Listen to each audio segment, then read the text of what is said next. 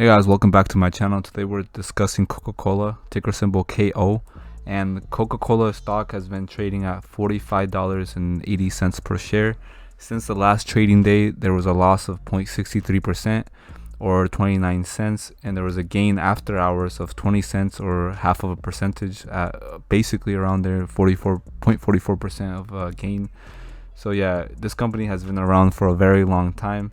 It was founded in 1886, so you already know this company is stable. It's going to continue to be profitable because they have so much of a market cap. They have basically a $200 billion market cap, and the PE ratio is a little high in my opinion for this company, but it's still not too bad. It's 19.66. They have a dividend. They do pay out dividends, and the yield is 3.60%. They're averaging right now in volume in the stock market at 18 million, but that's not the point of this video, and that's to just kind of discuss like what's happening and what's been going on with their recent earnings report, where they only lost 1%. So we do see right here that this explains like how COVID-19 is impacting Coca-Cola. And excluding asset impairment charges and other items, Coca-Cola reported adjusted first quarter earnings of 51 cents per share on revenues that dropped 1% to $8.60 billion. This resulted in a net income of $2.78 billion or 0.64 cents per share.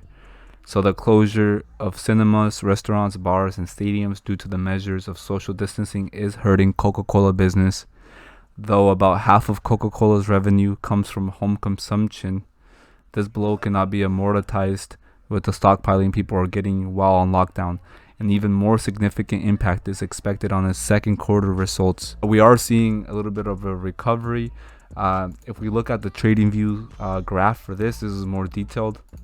Instead of just looking at the Robinhood graph, we can see that when the stock market reacted to the pandemic and the Dow plummeted thousands of points over the course of a few days, this stock was hurt really badly because it was trading normally at a resistance level of about $57 or $59 at the highest as a resistance.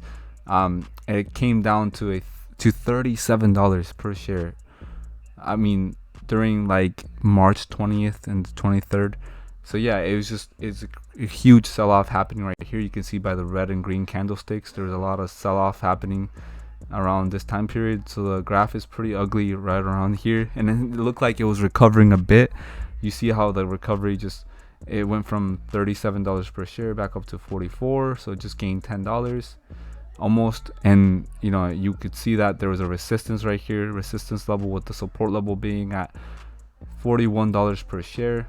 Now eventually the resistance rose up to $49 per share, and the support being right here at, technically you could say, $44 to $46, like right here. You can see how the support has been dropping a little bit. It's been trending downwards with the resistance level still being at $49. I can see the stock falling a little bit more. I wouldn't invest in this company until in my opinion, I'm not going to put a single dime into this company until I see the second quarter results, because you need to look at both the first and second quarter, because that's where there's going to be the highest impact, and that's going into the second quarter, because this is 3 months into the pandemic and everything taking place with all the shutdowns and their facilities, warehouses where they produce the drinks. So that's going to show more of an actual decline, I'm sure, in stock price, because people are going to be selling off, especially when the second quarter results come in. We're going to see, hopefully they're not breaking even, and let's hope that they don't even report a loss as well. Let's just hope that they stay profitable, because as we saw in this article, they had, even though the pandemic shut down a lot of things and closed down a lot of facilities and warehouses, their revenues only dropped 1% to $8.60 billion right here, as we see. So their net income is still $2.78 billion for that quarter, which is still a profit. They're not losing money. It's not like the airline company, that lost almost $2 billion in that quarter alone. Like, there's some companies that are just losing or burning through cash, basically daily cash burns of $50 to $70 million a day. And this company is not doing that. They're obviously not losing money like that, because they reported a gain. I mean, a profit, didn't have any losses. So that's a good sign for this company. I think it's a definite buy. If you have a lot of equity in Coca-Cola, I would suggest that you hold and only buy if it drops a little bit more. If it drops more, like to like close to $40 per share, I would say buy it, because this company, I mean, the worst that can happen is that, you know, you'll have a loss for a few months, but then eventually, like all things, it's gonna be balanced out. You know, it's gonna recover. It's gonna be a reversal. If if a sell-off does happen because of the second quarter or third quarter results, if they end up breaking even or they report a loss, that will affect the stock price. Obviously, I mean, you can buy there. That presents a good buying opportunity for this company. Then I would suggest that you buy, that you put in a lot of money, because this company is going to go back up to at least $60 per share.